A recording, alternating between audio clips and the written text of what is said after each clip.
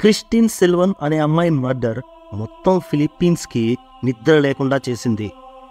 మళ్ళీ ఉరిశిక్షను తిరిగి అమలు చేయండి అని ప్రజలంతా డిమాండ్ చేసేలా చేసింది. ఇంతకీ ఆ క్రిస్టిన్ సిల్వన్ ఎవరు? ఆ అమ్మాయిని చంపింది ఎవరు? ఆ అమ్మాయి మర్డర్ ఎందుకంత పెద్ద ఇష్యూ అయింది?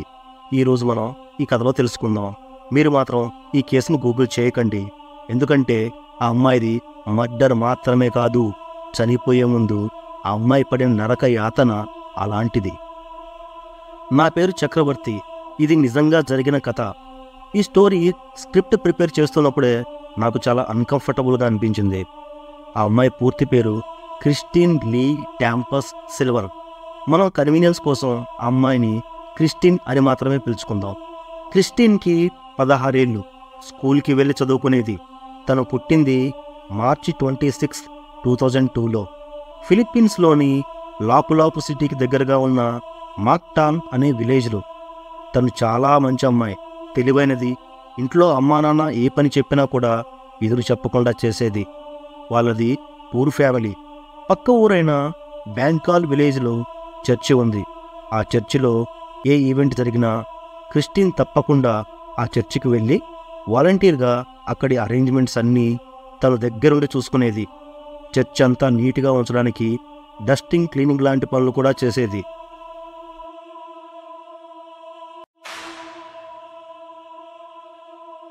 ఆ వయసులో ఉన్న క్రిస్టిన్ ఎక్కువ సమయం చర్చ్ లేదా స్కూల్లోనే గడిపేది.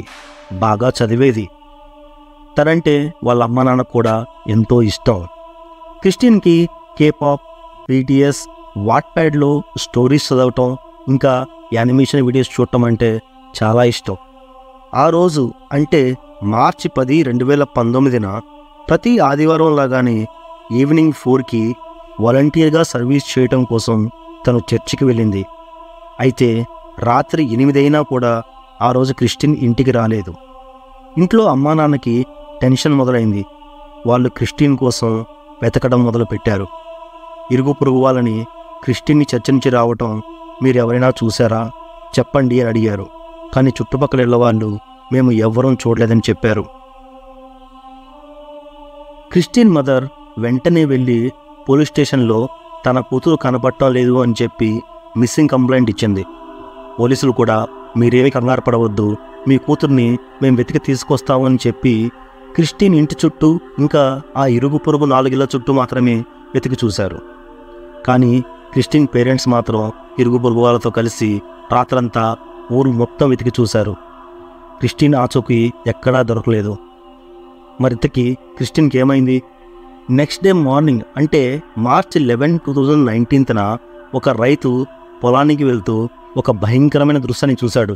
వెంటనే పోలీసులకు ఫోన్ చేసి చెప్పాడు. ఇంతకీ ఆ రైతు పోలీసులకు ఫోన్ చేసి ఏం చెప్పాడంటే, సార్, ఇక్కడ పొలం గట్టు దగ్గర ఒక అమ్మాయి శవం పడి ఉంది, మీరు వెంటనే బయలుదేరి రావాలి అని. పోలీసులకు డౌట్ వచ్చి క్రిస్టిన్ అమ్మా నాన్నను కూడా ఆ పొలం దగ్గరికి రమ్మని కబురు చేసి ఆ అమ్మాయి శవం ఉన్న ప్లేస్కి వెళ్ళేసరికి అక్కడ జనమంతా గుంపుగా ఆ శవం చుట్టుముట్టి ఉన్నారు. అక్కడ చూస్తున్న జనంతో పాటు పోలీసులు కూడా ఆ అమ్మాయి డెడ్ బాడీని చూసి షాక్ అయ్యారు.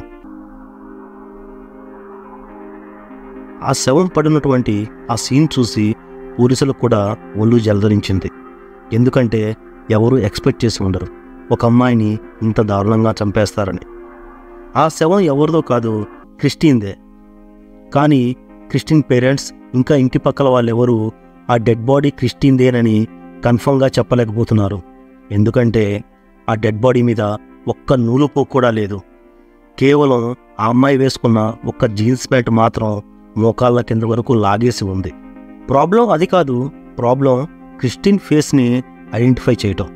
ఎందుకంటే ఆ శవానికి సగం పైగా తల లేదు. ఫస్ట్ క్రిస్టిన్ అమ్మా నాన్నని పోలీసులు ఆ శవాన్ని చూపించి మీ అమ్మాయి అవునో కాదో గుర్తుపట్టమని అడిగారు. అప్పుడు దూరంగా పడి ఉన్న క్రిస్టిన్ డ్రెస్ ఇంకా మోకాళ్ళ కింద దాకా లాగి ఉన్న జీన్స్ను మాత్రమే చూసి ఆ డెడ్ బాడీ క్రిస్టిన్దేనని వాళ్ళు కన్ఫర్మ్ చేయగలిగారు. ఆ అమ్మాయిని అంత దారుణంగా ఎవరు చంపారో ఎవ్వరికీ అర్థం కాలేదు. పోలీసులు వెంటనే ఒక అంబులెన్స్ని పిలిపించి అందులో క్రిస్టిన్ బాడీని ఎక్కించి పోస్ట్ మార్టంకి పంపించారు. అక్కడ క్రిస్టిన్ మర్డర్ గురించి తెలిసిన వాళ్ళు, ఊరి వాళ్ళు అంతా హాస్పిటల్ ముందే ఉన్నారు. పోస్టుమార్టంలో క్రిస్టిన్ తలని కట్ చేయటమే కాకుండా తల లోపల యాసిడ్ కూడా పోశారని పోస్టుమార్టం రిపోర్ట్లో వచ్చింది. ఇంకా ఆ రిపోర్ట్లో రాత్రి 7 గంటల సమయంలో క్రిస్టిన్ మర్డర్ జరిగి ఉండొచ్చని తెలిసింది. అది విన్న జనమంతా కోపంతో హాస్పిటల్ ముందే పోలీసులకు వ్యతిరేకంగా ఆందోళనకు దిగారు. అసలు క్రిస్టిన్ని ఎంత దారుణంగా మర్డర్ చేశారు అంటే, ఆమె తలని నిలువుగా మధ్యలోకి నరికిన తర్వాత 2 చేతులతో చీల్చి ఆ గ్యాప్లో యాసిడ్ పోశారు. అలా యాసిడ్ పోయటం వలన తలలో బ్రెయిన్తో సహా కొన్ని పార్ట్స్ కాలిపోయాయి. ఇంకా ఒక సైడ్ జా, చెవి కూడా కంప్లీట్గా మెల్ట్ అయిపోయాయి. అంత చేసిన ఆ నేరస్తుడు అక్కడితో ఆగలేదు. ఏదో షార్ప్గా ఉన్న నైఫ్తో లేదా సిజర్తో క్రిస్టిన్ గొంతును కట్ చేసి గొంతును చీల్చి లోపలికి చేయి పెట్టి చేతికి దొరికినదంతా బయటికి లాగేశాడు. క్రిస్టిన్ బాడీ మీద మొత్తం 27 ఘాట్లున్నాయి. ఆ 27 ఘాట్లు కత్తి లేదా షార్ప్గా ఉన్న సిజర్ లాంటి ఆబ్జెక్ట్తో పొడవటం వల్ల ఏర్పడినవే. ఆ ఘాట్లు కొన్ని ఫేస్ మీద ఉంటే మరికొన్ని జెనైటల్ పార్ట్ మీద ఉన్నాయి. అదంతా తెలుసుకున్న జనం ఆ అమ్మాయిని అంత కిరాతకంగా చంపిన వాళ్ళని వెంటనే పట్టుకోవాలని నిరసన మొదలుపెట్టారు. పోలీసులు కూడా జనం కోపాన్ని కంట్రోల్ చేయడానికి పోస్టుమార్టం రిపోర్ట్లో క్రిస్టిన్ని రేప్ చేసి చంపలేదు అని చెప్పి తప్పుడు రిపోర్టు క్రియేట్ చేసి చూపించారు.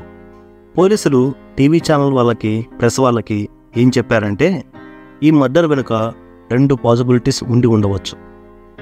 ఒకటి, ఈ మర్డర్ చేసిన వాళ్ళు డ్రగ్స్ మత్తులో చేసి ఉండవచ్చు, లేదా కావాలని ఎవరో రిచువల్ కోసం బలిచ్చి ఉండవచ్చు. కానీ ఇదంతా విన్న జనం కోపంతో వెంటనే హత్య చేసిన వాళ్ళను పట్టుకోవాలి అని ఆందోళన తీవ్రతరం చేశారు. బ్యానర్స్ పట్టుకొని రోడ్ల మీద మార్చ్ చేశారు. క్రిస్టిన్కి న్యాయం జరగాలని న్యూస్ ఛానల్స్, మీడియా అంతా హోరెత్తించారు. ఆ సిచ్యువేషన్లో పోలీసులు అనుమానంతో ఒక ఫార్మర్ని చంపిన కేసులో ఇంతకుముందు నిందితుడైన జోనాస్ మార్టెల్ బ్యూనో అనే అతన్ని అరెస్ట్ చేసి పోలీస్ కస్టడీలో ఉంచారు. నిజంగా అతనికి క్రిస్టిన్ పేరు కానీ డీటెయిల్స్ కానీ అసలు ఆ అమ్మాయి ఎవరో కూడా తెలియదు.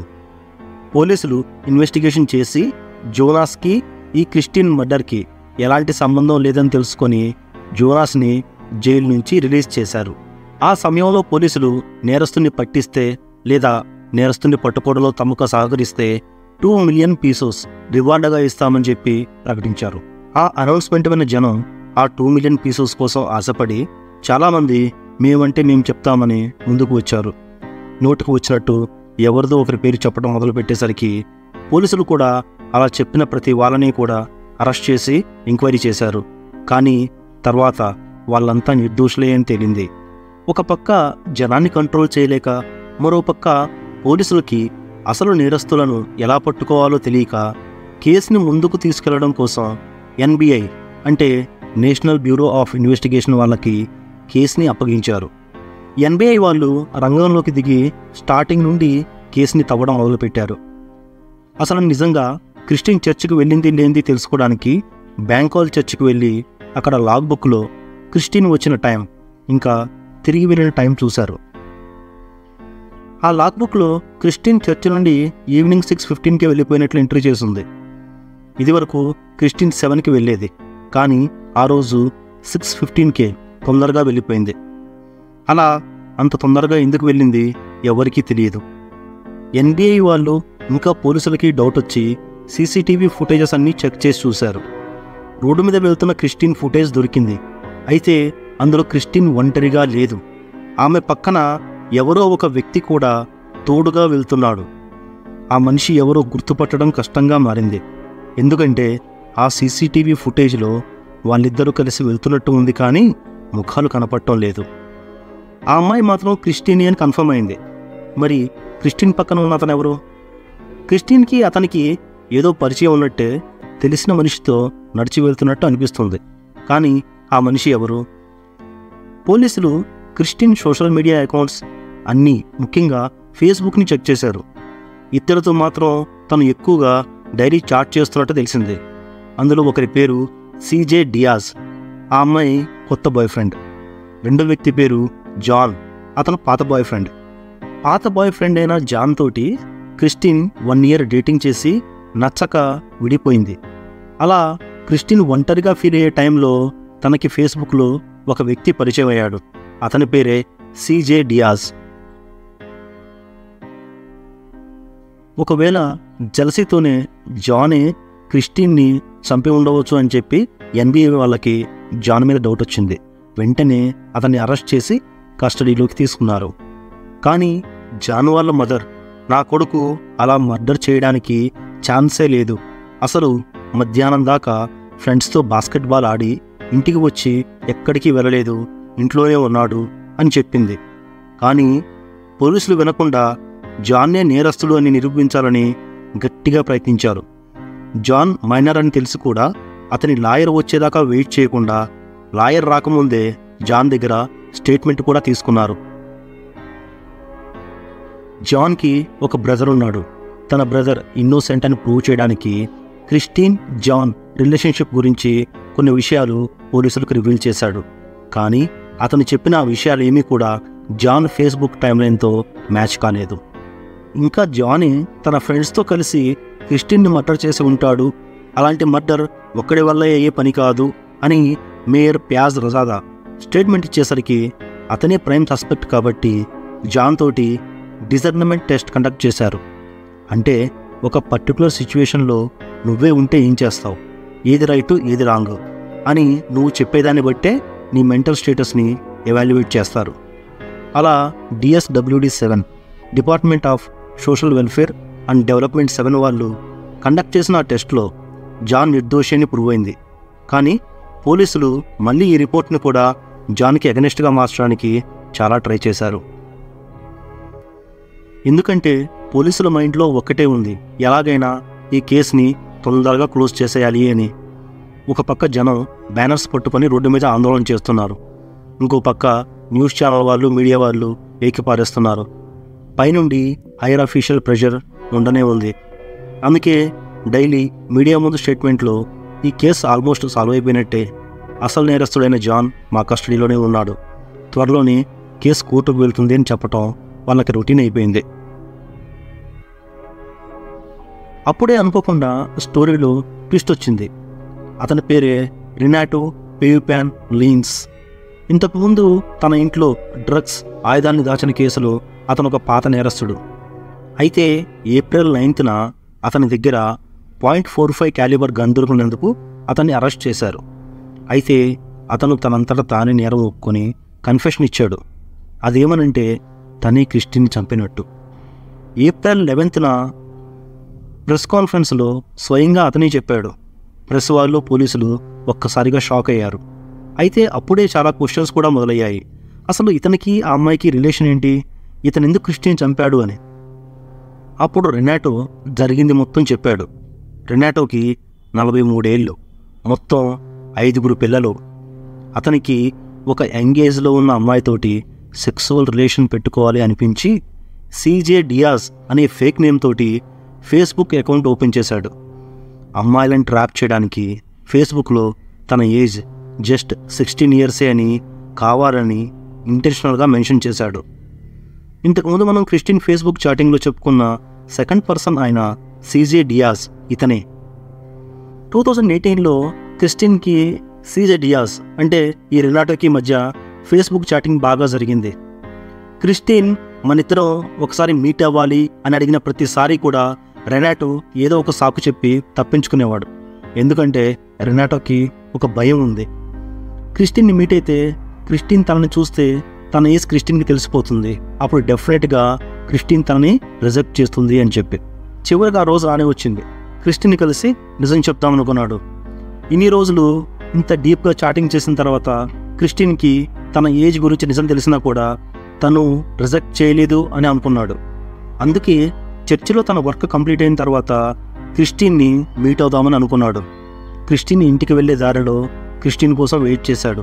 చర్చి నుండి క్రిస్టిన్ బయటికి రాగానే ఇంటికి వెళ్ళే దారిలో తానే సీజే డియాజ్ అని ఇంట్రడ్యూస్ చేసుకున్నాడు. తను ఇష్టపడిన వ్యక్తి ఒక మిడిల్ ఏజ్డ్ మ్యాన్ అని తెలుసుకున్న క్రిస్టిన్ షాక్ అయింది.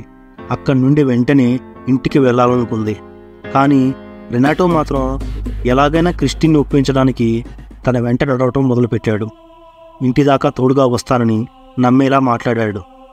ఆ రోజు సీసీటీవీ ఫుటేజ్లో కూడా క్రిస్టిన్ పక్కన నడుస్తున్న వ్యక్తి ఇతనే.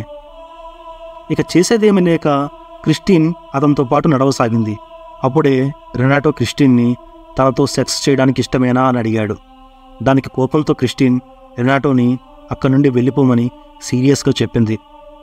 తను జాన్కి ఫోన్ చేసి పిలుస్తాను అని, అతను వచ్చి తనను పికప్ చేసుకుంటాడు అని అతనితో చెప్పగానే ఆ టైంలో రెనాటోకి క్రిస్టిన్ తనని అలా రిజెక్ట్ చేయటం ఏమాత్రం నచ్చలేదు. పైగా జాన్ని పిలుస్తాను, జాన్ వచ్చి నన్ను పికప్ చేసుకుంటాడు అని చెప్పడంతో చాలా జలసీగా ఫీల్ అయ్యాడు. వెంటనే క్రిస్టిన్ని పట్టుకొని పక్కన ఖాళీగా ఉన్న పొలంలోకి ఈడ్చుకెళ్ళాడు. తన దగ్గర ఉన్న సిజర్తో ముఖం మీద రిపీటెడ్గా పొడిచాడు. ఆ తర్వాత ఏం చేసింది, ఎలా చేసింది మొత్తం అంతా పోలీసులకు వివరించాడు. న్యూస్ రిపోర్టర్స్ రెనాటోని ఇప్పుడు ఎందుకు నువ్వు సడన్గా కన్ఫెషన్ ఇస్తున్నావు అని అడిగితే, నేను చేసిన నేరానికి అనవసరంగా జాన్ని బ్లేమ్ చేయడం నాకు నచ్చలేదు అని చెప్పాడు. అందుకే తను ఇప్పుడు నేరాన్ని ఒప్పుకుంటున్నాను అని చెప్పాడు. కానీ సీసీటీవీ ఫుటేజ్లో క్రిస్టిన్ పక్కన నడుస్తున్న వ్యక్తికి రెనాటోకి బాడీ పోస్చర్లో కొద్దిపాటి డిఫరెన్స్ ఉంది. పైగా రెనాటో క్రిస్టిన్ ఫేస్ మీద స్కిన్ని సిజర్ తోటి పీల్ ఆఫ్ చేశానని చెప్పాడు. ఫోరెన్సిక్ రిపోర్ట్లో మాత్రం యాసిడ్ యూజ్ చేసినట్టు ఉంది. ఇలా నేరం చేశానని ఒప్పుకున్న అతని కోర్టులో నాట్ గిల్టీ అని కూడా చెప్పాడు. అతని కన్ఫెషన్ని అతనే మార్చి చెప్పాడన్నమాట. ఇంకా ఆ కేసు మీద ఇన్వెస్టిగేషన్ జరుగుతూ ఉండగానే 24th మేలో అంటే 2019లో రెనాటో జైల్లోనే చనిపోయాడు. అదే జైల్లో క్రిస్టిన్ అంకుల్ కూడా ఉన్నాడు. అతను రెనాటోని చంపేస్తాను అని బెదిరించేసరికి భయపడిపోయిన రెనాటో ఉరేసుకుని చనిపోయాడంట. కానీ రెనాటోతో పాటు ఉన్న మిగతా ఖైదీలు ఏం చెప్తారంటే, చనిపోయే ముందు రెనాటో డిప్రెషన్లోకి వెళ్ళిపోయాడంట. అంటే కొన్ని రోజులు డిప్రెషన్లో ఉన్నాడంట. తర్వాత వచ్చేసి ఒక క్లాత్ని మెడక చుట్టుకొని ఎలా ఉరేసుకోవాలో రోజు ప్రాక్టీస్ కూడా చేసేవాడంట. రెనాటో అలా జైల్లోనే ఉరేసుకుని చనిపోయిన తర్వాత పోలీసులు ఫైనల్గా క్రిస్టిన్ కేసుని క్లోజ్ చేశారు. కానీ ప్రజలకు మాత్రం క్రిస్టిన్ కేసు గురించి ఇంకా డౌట్స్ అలాగే మిగిలిపోయాయి. క్రిస్టిన్ మదర్ అయిన మిసెస్ లౌడ్స్కి తన కూతురి చావుకి సరైన న్యాయం జరగలేదు అని, కేసంతా కూడా అర్థం కాకుండా ముగిసిపోయిందని చెప్పింది. నిజంగా క్రిస్టిన్ కేసుకి తగిన న్యాయం జరగలేదని అనిపిస్తుంది. ఎందుకో పోలీసులే ఈ కేసుని క్లోజ్ చేయాలనే తొందరలో వాంటెడ్గా క్రిస్టిన్ కేసుని తారుమారు చేసినట్టు అనిపించింది.